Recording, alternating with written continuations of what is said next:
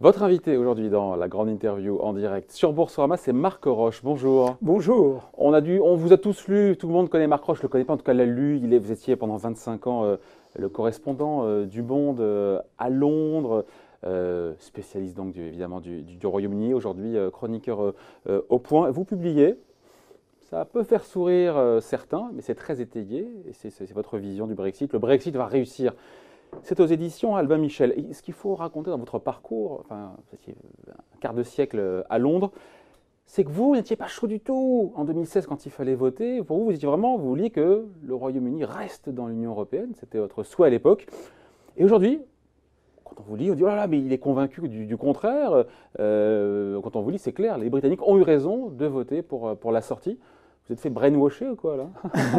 Non, écoutez, moi j'étais un Remainer de cœur puisque je suis belge, je suis né à Bruxelles, à 2 pas des institutions européennes, je suis de culture française, donc j'étais attaché à l'adhésion du Royaume-Uni à l'Union européenne, d'autant plus que je pensais à tort que les Britanniques avaient le meilleur des mondes, puisqu'ils étaient un pied dedans, un pied dehors, et jamais les 2 pieds dedans. Et je me suis trompé, sans Vous doute. n'avez rien vu venir, mais parce que peut-être que vous étiez à Londres, dans la City, finalement, vous avez une vision biaisée de ce que pensait peut-être l'Angleterre profonde. J'avais le même aveuglement que beaucoup de Remainers, à savoir que j'habite à Notting Hill, qui est un bon quartier du centre de Londres, qui est cosmopolite, qui est ouvert au monde, Ouais.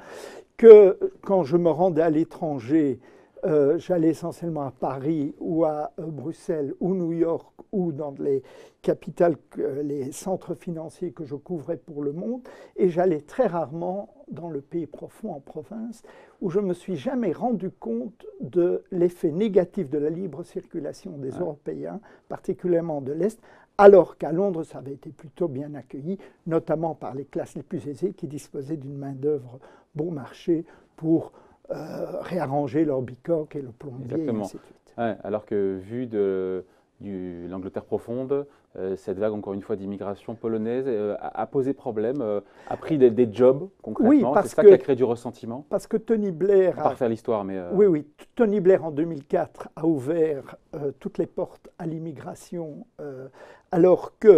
européenne, alors que les 14 autres pays de l'Union européenne progressivement mettaient des barrières et progressivement allaient accepter les ressortissants de l'Est.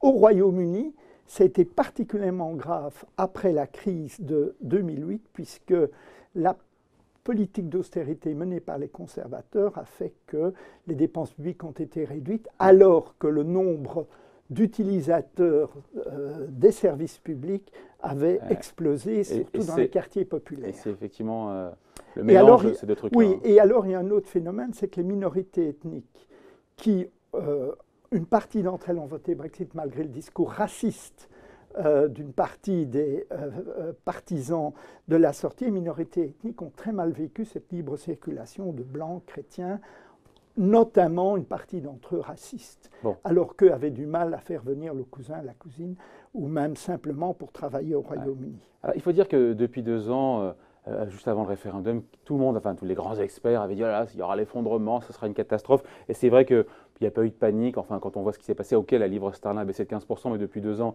elle est relativement stable. La croissance est repartie, là, j'ai vu, là, au deuxième trimestre, ça a Oui, repris plus 0,6%, le taux de chômage est à 4%. Voilà, il a baissé d'1 point depuis le référendum, d'ailleurs, le taux de chômage. Donc, il n'y a pas eu l'effondrement du Royaume-Uni, même si le Royaume-Uni, c'était quand même l'une des économies les plus dynamiques du G7, et c'est vrai que depuis 2 ans, c'est une des moins dynamiques. alors aujourd'hui, C'est le ça aussi la Royaume-Uni réalité. est... Donc quand on vous dit le Brexit, ça va réussir, on se dit pour l'instant, il n'y a Attendez, pas eu le cataclysme qu'on nous a promis, mais ce n'est pas non plus très florissant. c'est pas très florissant à cause surtout des incertitudes créées par l'accord final. On ne sait pas ce que ce sera. Tout le monde pense qu'il y aura un accord minimal, doux, sauf Brexit. Mais la croissance se porte moins bien, mais elle continue. Le plein emploi, Il faut 1,5%. Oui, La France va faire pareil à l'an d'après. voilà, voilà. Donc, il y a surtout le plein emploi qui est assuré, même s'il y a beaucoup d'emplois précaires. Il y a des réservoirs de main-d'œuvre bon marché. La baisse de la livre ne s'est pas vraiment matérialisé par un regain de l'inflation, puisqu'il y a eu une contraction des augmentations de salaire vu l'abondance de la main-d'œuvre. Salaire en hausse de 2,9% sur un an aujourd'hui, voilà, quand même. Voilà. Quand même. En tout cas, la dynamique économique est quand même enrayée, même s'il n'y a pas eu d'effondrement. Et c'est là où tous ces experts qui ont prédit le pire, de nouveau, on les entend aujourd'hui. Vous avez vu, ces dernières heures, on a eu Christine Lagarde, directrice générale du FMI, qui nous dit que le Brexit aura un coût pour l'économie britannique, quel que soit le scénario, hard Brexit ou pas. Écoutez, c'est indéniable qu'à court terme, il aura un coût, mais à long terme, le Royaume-Uni, hors de l'Union européenne, va pouvoir pousser à fond ses avantages, qui sont l'offshore, les inégalités, on va en parler. Et les migrations. Et, on va parler justement, c'est pour ça que vous pensez que le Brexit va réussir. Mais encore une fois, s'il n'y a pas d'accord sur le Brexit, on peut se placer, il faut se placer aussi dans cette hypothèse.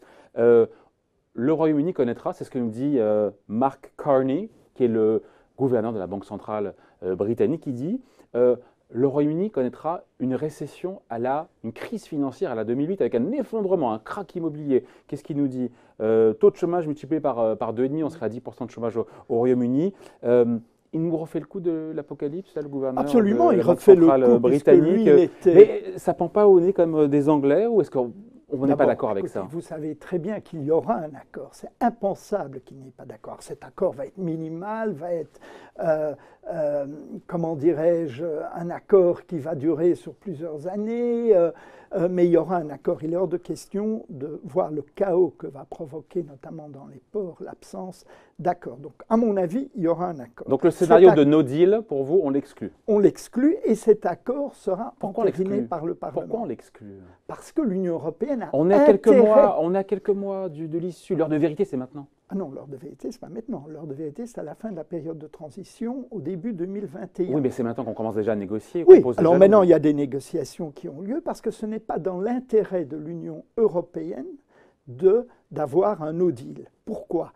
Parce que l'unité des 27, qui a duré tout au cours des 2 années de négociation, commence à s'effriter.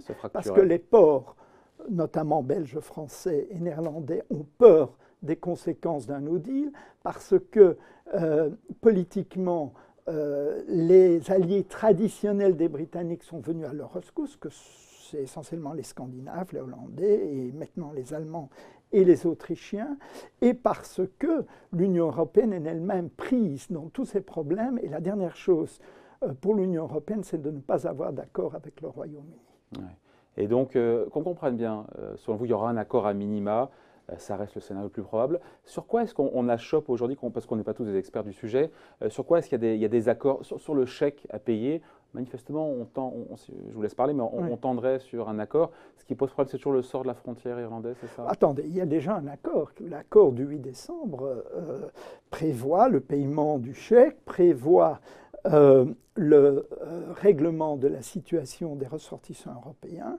Encore que moi, j'ai décidé de prendre la nationalité britannique, donc j'aurai 2 nationalités, belges et britanniques, comme la plupart des ressortissants européens au Royaume-Uni, et prévoit une ébauche d'accord sur la frontière nord-irlandaise. Pourquoi cela bloque en ce moment? C'est à cause de l'Irlande du Nord, parce que très clairement, la majorité des Britanniques estiment que l'Irlande du Nord appartient à l'Irlande du Sud. C'est l'Irlande, ce n'est pas le Royaume-Uni.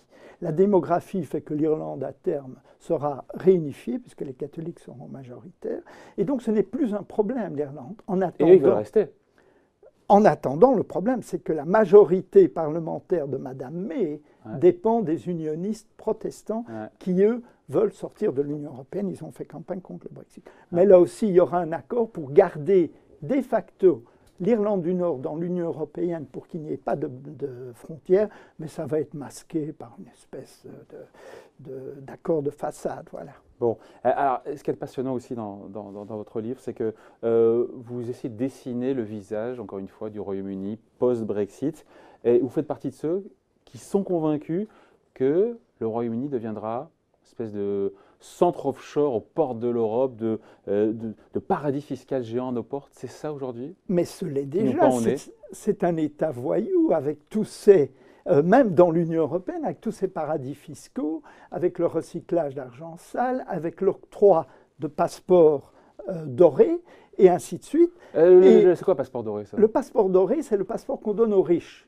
et un tiers des passeports dorés qui donnent droit de résidence automatique si vous avez plus de 10 millions d'euros, l'équivalent, en avoir immédiatement liquide, financier. en avoir financier, eh bien, avec le départ de l'Union européenne, le Royaume-Uni va pouvoir jouer à fond l'offshore émergent, et particulièrement avec la Chine.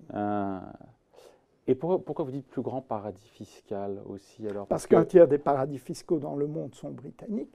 Mais ils vont aller encore plus loin? C'est déjà une réalité. Ils vont aller plus loin parce qu'au moins ils faisaient attention que les règles et que la façade soit respectée d'un État qui joue le jeu au sein du G20, l'OCDE, le jeu de la lutte contre les paradis fiscaux. Mais leurs paradis fiscaux sont toujours là, plus toxiques que jamais. Si on prend Hong Kong, le sas de l'argent noir chinois ou gris chinois, qui est ensuite recyclé dans le paradis fiscal des British, je répète British, Virgin Islands, ces îles Vierges britanniques, pour être ensuite envoyé dans la City et être géré par les salles de marché et être blanchi. Et c'est comme ça que l'argent asiatique transite par les îles Vierges britanniques. Mais quand ça arrive à Londres, il n'y a pas de traçage de l'origine des fonds? Mais non, parce que c'est déjà rentré, parce que c'est déjà au travers du paradis fiscal britannique. Dans les paradis fiscaux britanniques.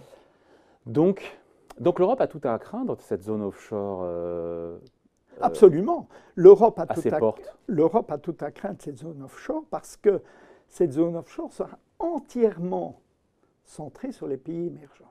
C'est l'un des grands avantages du Royaume-Uni, c'est ses liens coloniaux, on dirait, avec soit la Chine historique avec la Chine et Hong Kong, et aussi avec le sous-continent indien, et aussi avec le Proche-Orient, et aussi avec la Russie. On arrive où? Aux BRICS. Le concept a été inventé des Britanniques, des pays émergents, et ils vont en tirer grand avantage, d'autant plus que bien qu'il n'y ait pas d'harmonisation fiscale au sein de l'Union européenne, ils faisaient attention de ne pas paraître jouer trop la concurrence fiscale sur l'impôt sur les sociétés, mais ils vont pouvoir le diminuer à 15, 12,5% comme l'Irlande et attirer les multinationales. D'où l'explication qu'en jouant sur ces atouts, le Brexit peut réussir pour le Royaume-Uni. C'est ça votre idée? D'autant plus que le Royaume-Uni est le seul pays en Europe où il n'y a pas de patriotisme économique à tel point qu'ils ont vendu leur nucléaire aux Chinois. Ouais. C'est vrai que Pascal Lamy, il a lu votre livre, l'ancien directeur général de l'OMC. Je ne sais pas où j'ai lu ça, il a fait une tribune. C'est dans Le Point, c'est ça, pardon, dans Le Point. Lui, il pense que vous vous gourrez complètement d'analyse, on va dire les choses franco.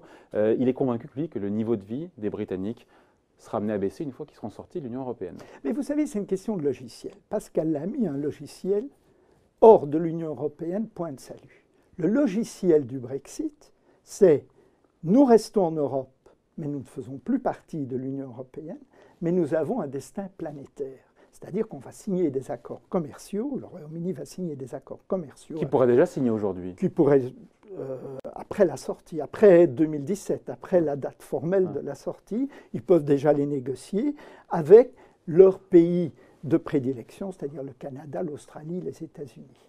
Bon, un mot quand même des banques britanniques. Scénario, effectivement, tout va bien se passer, ils vont jouer à fond les avantages comparatifs, au prix de plus fortes inégalités. Oui. Que vous dites aussi. Mais vous savez, c'est un pays darwinien, c'est-à-dire c'est la loi du plus fort.